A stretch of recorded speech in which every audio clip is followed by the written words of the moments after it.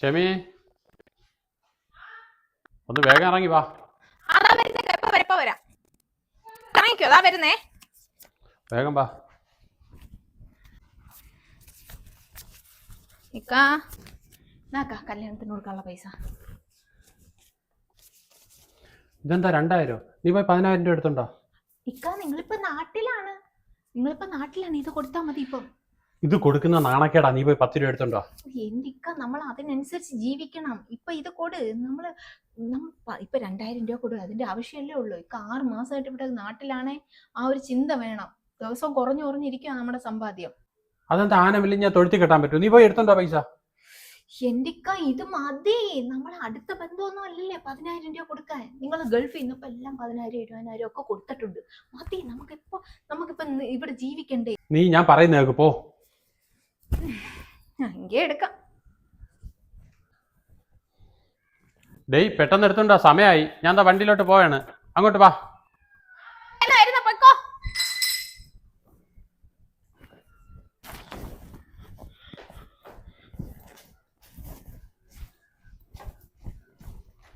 നീ എന്താ ഈ മാല എടുത്തിട്ടുണ്ടോ? എല്ലാ മാലയും കൂടെ എടുത്തിട്ട്, കയ്യിലെ വളയും കൂടെ എടുത്തിട്ട്. ഇതിന്റെ ആവശ്യമുള്ളൂ.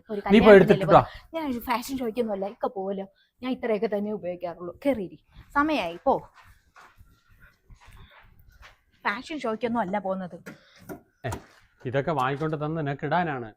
ഇക്ക ഇത് മതി. ഇപ്പൊ നമ്മളെ ബന്ധുക്കളുടെ അടുത്തല്ലേ പോകുന്നത്. ഇപ്പൊ ഇക്ക 6 മാസമായിട്ട് ഇവിടെ നിൽക്കുമല്ലേ. ഇത്രയൊക്കെ സമ്പാദ്യം ഉണ്ടെന്ന് വേണ്ട മതി. അപ്പൊ ആളുകളെ മുമ്പിൽ കാണിച്ചിട്ട് നാളെ തൊട്ട് ആൾക്കാർ വന്ന് പണയം വെക്കണം, അത് ഇതൊക്കെ ചോദിക്കുമ്പോ ഇക്ക പറക്കി കൊടുക്കുകയും ചെയ്യും. ഇതിന്റെയൊക്കെ ആവശ്യമേ ഉള്ളൂ. ഇക്ക വണ്ടി എടുക്കാൻ നോക്കേ.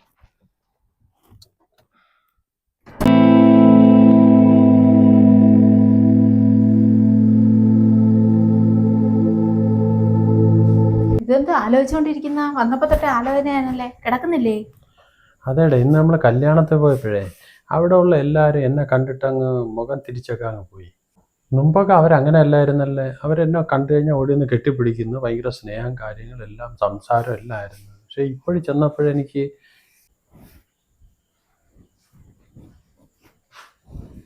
അത് നിങ്ങളുടെ പ്രവാസികളുടെയൊക്കെ ഒരു കുഴപ്പമൊക്കെ. അത് അവര് ഈ നാട്ടിൽ വന്ന് നിൽക്കുമ്പോഴത്തേക്ക് ആളുകളുടെ സ്നേഹമൊക്കെ കാണുമ്പോൾ വിചാരിക്കും ഇതൊക്കെ യഥാർത്ഥ സ്നേഹമാണ്. നിങ്ങളെല്ലാം അയച്ചൊക്കെ കൊടുക്കത്തില്ലേ, അപ്പൊ കാശൊക്കെ ഒരുപാട് കിട്ടും, പറയുന്ന ആവശ്യങ്ങളൊക്കെ നടത്തി കൊടുക്കും. ഇപ്പൊ നിങ്ങളെ പൈസ ഇല്ലെന്നാണ് അവരെ വിചാരം. അതാ മനസ്സിലായില്ലേ? നാട്ടിൽ വന്ന് 6 മാസമായില്ലേ ഇക്ക നിൽക്കാൻ തുടങ്ങിയിട്ട്. ഇക്കടെ പൈസ ഇല്ല. ഇക്ക എൻ്റെ പറഞ്ഞ് ഉള്ള ആഭരണങ്ങളൊക്കെ എടുത്തിട്ടുണ്ട് വരാം. ഞാൻ സാധാരണ മുമ്പും അധികമൊന്നും ആഭരണങ്ങളൊന്നും ഇടാറില്ല. ഇക്ക വാങ്ങിയതും ഇക്കയുടെ സമ്പാദ്യം ഉള്ളതൊന്നും അവർക്ക് ആർക്കും അറിയത്തില്ല. സത്യത്തിൽ നമ്മളതിൽ എന്താ ഉണ്ടെന്ന് ആർക്കും അറിയത്തില്ല. ചിലരൊക്കെ ചോദിക്കും എൻ്റെ കഴുത്തേ ചിലപ്പോൾ 1 മാല 2 മാലയൊക്കെ കിടക്കും, പറയണേ അത് റോൾഡ് ഗോൾഡ് ആണെന്ന്. ഇക്കടെ ഒന്നുമില്ല. ഇക്ക അവിടെ നിൽക്കുമ്പോൾ എല്ലാവർക്കും ഇഷ്ടം പോലെ അയച്ചു കൊടുക്കത്തില്ലായിരുന്നാ. അതെല്ലാം അവർ വാങ്ങി അവര്. അപ്പൊ ഇക്കാരുടെ സ്നേഹം ഉണ്ടായിരുന്നു. അപ്പൊ അവർക്ക് പിന്നെയും കിട്ടുമായിരുന്നു. ഇനി ഇക്കടയിൽ നിന്ന് കിട്ടത്തില്ല എന്നുള്ള വിശ്വാസമാണ്. മനസ്സിലായില്ലേ? നീ ചുമ്മാ അങ്ങനെ പറയാതെ. എൻ്റെ ബന്ധുക്കളെയൊക്കെ എനിക്കറിയാം, അവരങ്ങനെയൊന്നും അല്ല. നമുക്കൊരു ബിസിനസ് തുടങ്ങിയാലെന്ത്? ഇനി ഞാൻ നാട്ടിൽ ഇരിക്കല്ലേ.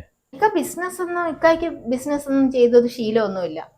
ഇക്ക അവിടെ തന്നെ ഒരാളുടെ കീഴിൽ ജോലി ചെയ്തല്ലേ. ബിസിനസ് ചെയ്യാത്ത ഒരാൾ ഇവിടെ വന്നിട്ട് ബിസിനസ് തുടങ്ങിയല്ലേ, എങ്ങനെയാ അതിരിക്കൊന്നും പറയാൻ പറ്റത്തില്ല. ബിസിനസ് തുടങ്ങുന്നതിന് വലിയ കാര്യമൊന്നുമില്ല, അതൊക്കെ എനിക്കറിയാം. പിന്നെ എൻ്റെ മാമാടെ മക്കളുണ്ട്, അവരവിടെ ഗൾഫിൽ ബിസിനസ് ആയിരുന്നു. അവരെയും കൂടെ ഞാൻ കൂടെ കൂട്ടാം. പൈസ എൻ്റെ കയ്യിലുണ്ട്, ഞാൻ ഇറക്കാം പൈസ. അവരെൻ്റെ കൂടെ നിന്നാ മതി. ഞാൻ അവരോട് സംസാരിക്കാം നാളെ. എനിക്ക് ആ അഭിപ്രായത്തോട് യോജിപ്പില്ലക്കാ. കാര്യം ഇക്കായ്ക്ക് ബിസിനസിന്റെ ABCD അറിഞ്ഞൂടാ. മറ്റുള്ളവരെ കൊണ്ട് പൈസ ഏൽപ്പിച്ചാൽ അത് വഴിക്ക് പോകത്തേ ഉള്ളൂ. പിന്നെ ഗൾഫിലെ ബിസിനസ് നടത്തുന്നവരെ അതേ കണക്കൊന്നും ആയിരിക്കത്തില്ല ഈ നാട്ടിലെ കാര്യങ്ങൾ. ഞാനൊരു കാര്യം പറയട്ടെ ഇക്കായോട്. ഇക്ക കുറച്ചു നാൾ ഏതെങ്കിലും ഒരു സ്ഥാപനത്തിൽ ഒരു ചെറിയ ജോലിക്ക് പോകും. അപ്പൊ അവിടെ കണ്ടും കേട്ടും ഒക്കെ ഇക്കായ്ക്ക് പരിചയമാവുമല്ലേ, എങ്ങനെയാണ് ബിസിനസ് ചെയ്യേണ്ടതെന്നും എങ്ങനെയാണ് അതിൻ്റെ ഈ നമ്മുടെ സ്ഥലം എങ്ങനെയാണെന്നെങ്കിലും ഇക്കായ്ക്ക് മനസ്സിലാവണ്ടേ. ഇവിടുത്തെ ബിസിനസ് എങ്ങനെയായിരിക്കും ഓടുന്നത്, ഇവിടെ ഏത് ചെയ്താലായിരിക്കും വിജയിക്കുന്നത് എന്നൊക്കെ ഇക്കായ്ക്ക് മനസ്സിലാവുമല്ലോ. ഒക്കെ ഏതെങ്കിലും ഒരു ഷോപ്പിലോ അങ്ങനെ എന്തെങ്കിലും പോവാൻ നോക്കുക. ഞാൻ ഒരാളുടെ കീഴിലും ജോലിക്ക് പോകാൻ ഇത്രയും വർഷം ഗൾഫ് ചെയ്യുന്ന ഞാൻ. എന്റെ ആസ്തി എത്ര ഉണ്ടെന്ന് നിനക്ക് അറിയാമോ? ഇക്കാടെ ആസ്തിയും വരുമാനവും എല്ലാം അറിയാവുന്ന കൂടെ ഉള്ള ആളല്ലേ ഞാൻ. എനിക്കറിയൊക്കെ എന്താ ഉണ്ട്, എന്താ വരുമാനം ഉണ്ടെന്നൊക്കെ. പക്ഷെ അതൊക്കെ നശിക്കാൻ ഒരു നിമിഷം മതി. ഇക്കാലത്ത് ഞാൻ പറയുന്നതെന്ന് കേക്ക്. ഒരു പൈസയെല്ലാം നശിച്ചു പോയാൽ നശിച്ചതാണ്. പിന്നെ നമുക്ക് ഉണ്ടാക്കിയെടുക്കാൻ പാടാക്കാം. ഇക്ക ഒരു കാര്യം ചെയ്യും, ഏതെങ്കിലും ഷോപ്പിലോ ഏതെങ്കിലും ബിസിനസ്സുകാരോടെ കുറച്ച് നാളൊക്കെ നിൽക്കുക. ഇതൊക്കെ നശിക്കാൻ അധികം നേരമൊന്നും വേണ്ട. പുറത്തു പോയി ആരോട് ഇത്തക്കാടെ ഇത്ര ആസ്തി ഉണ്ടെന്നൊന്നും പറയല്ലേ. അപ്പോഴേ കൂടെ കാണും ആൾക്കാർ. ഞാനൊരു ഐഡിയ പറയട്ടെ. ഇക്കായുടെ കൂടെ ബിസിനസ്സിന് പാർട്ട്ണർ ആവാമെന്ന് പറഞ്ഞ അളിയന്മാരുണ്ടല്ലേ, അവരുടെ അടുത്തൊക്കെ ഇക്ക നാളെ ഒന്ന് പോകണം.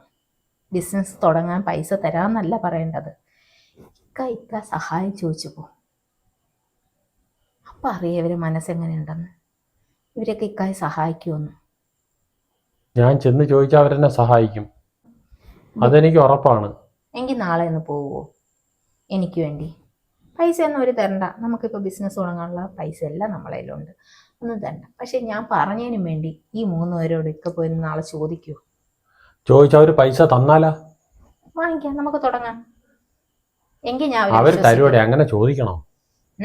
ഒന്ന് ചോദിച്ചു നോക്ക്. ഇക്ക ഇപ്പൊ പറയണം, ഇക്ക നാട്ടിൽ വന്നപ്പോഴത്തേക്ക് പൈസയൊന്നും ഇല്ല, എല്ലാം പോയി ഇല്ല, എന്നെ കുറച്ച് പൈസ ഒന്ന് സഹായിക്കണം, അവരെ പാർട്ട്ണർമാരാക്കാം ഒന്ന് പറയുമോ? നാളെ ആവട്ടെ. എങ്കിൽ ഇപ്പൊ വന്ന് കിടന്ന് ഉറങ്ങാൻ നോക്ക്. വാ, നീ ആലോചിക്കണ്ട, വാ.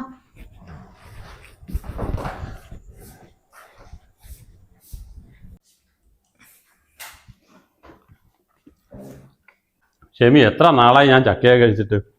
ഞാൻ നാട്ടിൽ വരുമ്പോഴൊന്നും ചക്ക സീസൺ അല്ല. ഇപ്പം നാട്ടിൽ വന്നപ്പോഴും ചക്ക ശരിക്ക് കിട്ടി. കൊള്ളാം. ആ മാമിയാ, ഷെമി മാമിക്കൂടെ ചക്ക ഇട്. ചക്കയാ? ചക്ക ഇന്നടാ, എനിക്ക് ചക്ക ഒന്നും വേണ്ട. പറഞ്ഞേ ചക്ക നിന്നാ എന്റെ വയറ്റിന് പിടിക്കത്തില്ല. ആ മാമിയാ? മാമി എവിടെ പോയിട്ട് വരുന്നേ? ഞാൻ ഒരു കല്യാണത്തിന് പോയിട്ട് വന്ന്. ഓഡിറ്റോറിയത്തില് മട്ടൻ ബിരിയാണി ആയിരുന്നു, തിന്ന് വയറൊക്കെ നിറഞ്ഞുപോയി. മാമി എന്തൊക്കെയാ വിശേഷം? ഈ ചക്കയൊക്കെയാണോ തിന്നുന്നത്?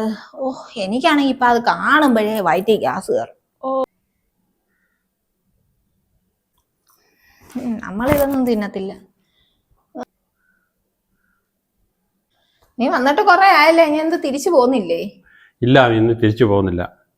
പിന്നെ അവിടെ നിന്ന് കുറച്ച് അസുഖങ്ങളും കാര്യങ്ങളായി കുറേ നാൾ കഴിഞ്ഞ് ഇവിടെ വന്ന് ഞാൻ ഒന്നിനും കൊള്ളാതാവൂലേ. അതുകൊണ്ട് ഞാനീ പോകുന്നില്ല, ഇവിടെ കൂടുന്നു. ഇവിടെ കൂടാൻ തീരുമാനിച്ചു.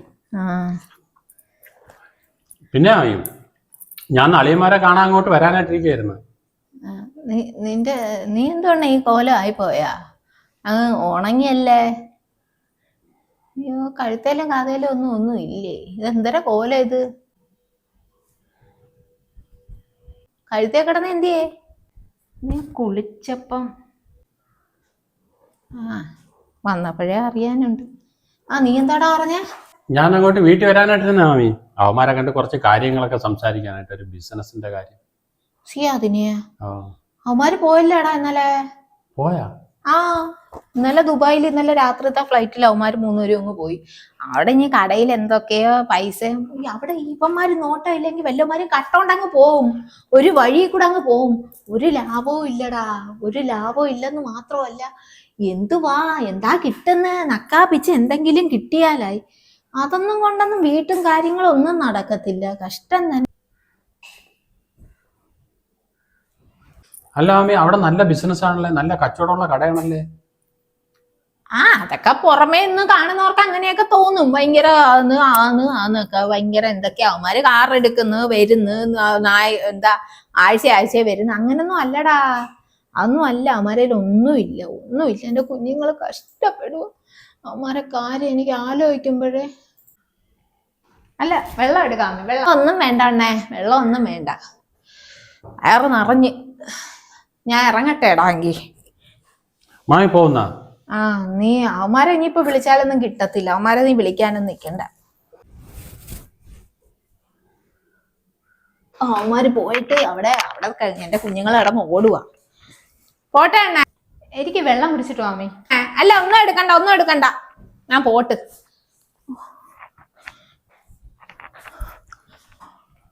ഓട്ടോ എല്ലാം കിട്ടുമോ നോക്കട്ടെ. നീ ഒരു 1000 രൂപ എടുത്തുണ്ടോ? മാമിക്ക് വണ്ടിക്കൂലി കൊടുക്കട്ടെ. മാമി അങ്ങ് പോയിക്കോളൂ, അതിന്റെ ആവശ്യമൊന്നുമില്ല. നീ എടുത്തോണ്ട് വാ. ഞാൻ പറയുന്ന കേട്ടാ, നീനിപ്പോ എടുത്തിട്ട് വാ.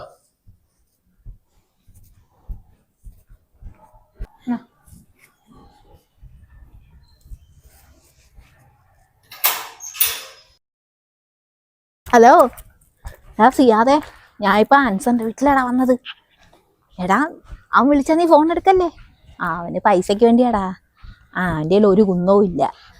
അവനെന്താ ബിസിനസ്സൊക്കെ തുടങ്ങുന്നതിൻ്റെ വേണ്ടി ഇന്ത്യയൊക്കെ സഹായം ചോദിക്കാനാ വിളിച്ചത്. പൈസയുടെ ആവശ്യടാ. കൊടുത്താൽ ഒന്നും കിട്ടത്തില്ല. ഒന്നും ഇല്ലെന്ന് കാണാനേ. അപ്പോൾ ഉച്ചയ്ക്കിരുന്ന് ചക്ക ഇന്നുന്ന്. ചക്ക ഇറച്ചിയ മീനോ ഒന്നുമില്ല. പെണ്ണിൻ്റെ കഴുത്തേലാണെങ്കിൽ ഒരു നൂല് പോലും ഇല്ലടാ.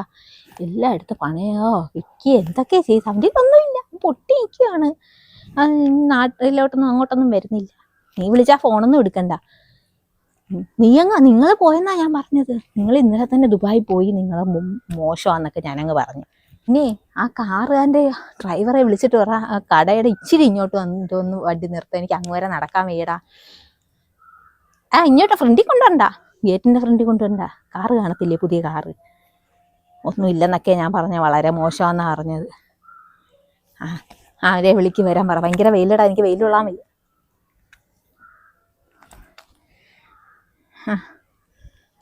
പോട്ടെ അവനെ.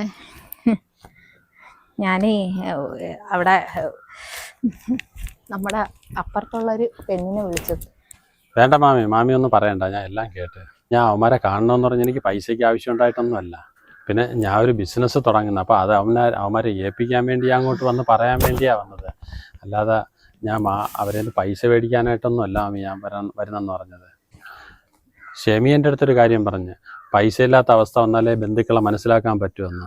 എനിക്ക് പൈസ ഇല്ലാതെയൊന്നും അല്ല, എൻ്റെ കയ്യിൽ പൈസ ഉണ്ട്. മാമിക്ക് ഞാൻ വണ്ടിക്കൂലിക്ക് പൈസ കൊണ്ടുവന്നതാ. മാമിക്ക് ഈ പൈസയുടെ ആവശ്യമില്ലല്ലേ. മാമി കാറ് വരുമല്ലേ, മാമി കാറിപ്പോക്കോ. ശരിയെന്നാ മാമി.